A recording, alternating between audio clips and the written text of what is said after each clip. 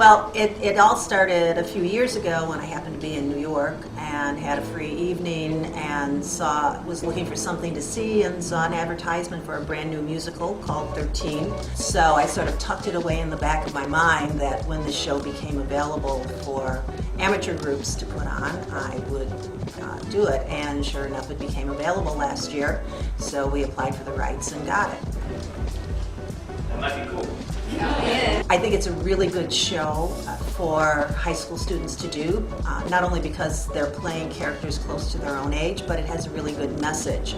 The message about being yourself, not worrying about what your peers are thinking of you, not making changes in yourself so that you can fit in better with the people that you think you want to fit in with. 80 grand, 80 grand, and all I have to do is go that day to the movie theater, break into the projection room, see the reels of the film of the Bloodmaster, take it down the hall with a show and Bambi, switch the reels, leave the theater, tell the guys we're gonna go see Bambi, what could go wrong? I really love working with teenagers, or I wouldn't be doing this job, mostly because they are so open. They are totally willing to take a risk.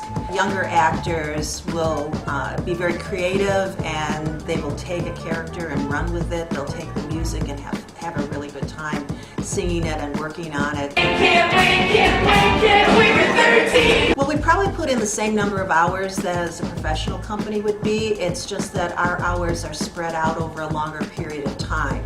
Because our students come from such distances sometimes, we can't really run evening rehearsals or rehearsals that run more than a couple of hours at a time. So we usually rehearse Monday through Friday from about 3 o'clock until about 5:30. And then when we get into right before the show, we run evening rehearsals, we run Sunday rehearsals, and so it's been a rather intense week because we're leading up to the show right now. A lot of times we'll get students who have absolutely no idea how to hold a hammer, how to turn on a power saw, any of those things that you need to do in order to build a set, hang lights, and so on. And so they learn, and I think that's really exciting to watch someone come in with no skills at all and to pick up the skills that they can use not only in the theater but in their real lives eventually. Actually, most of the time we have almost as many students working backstage as we do having the ones who are working on stage. And they're just as critical. One nice thing about Loyola is we let our kids do everything. We rarely hire out. So most of the time the set is completely built by the students. The lights are sometimes designed by the students. Friday night. You want my mom to buy tickets for everyone? Yes. One of the challenges we've had with this show is we had so many talented actors that we decided to double cast it. So every cast is really only getting about half the amount of time on stage for these final run-throughs, just because we're limited in the number of hours. We can't run the show twice every night.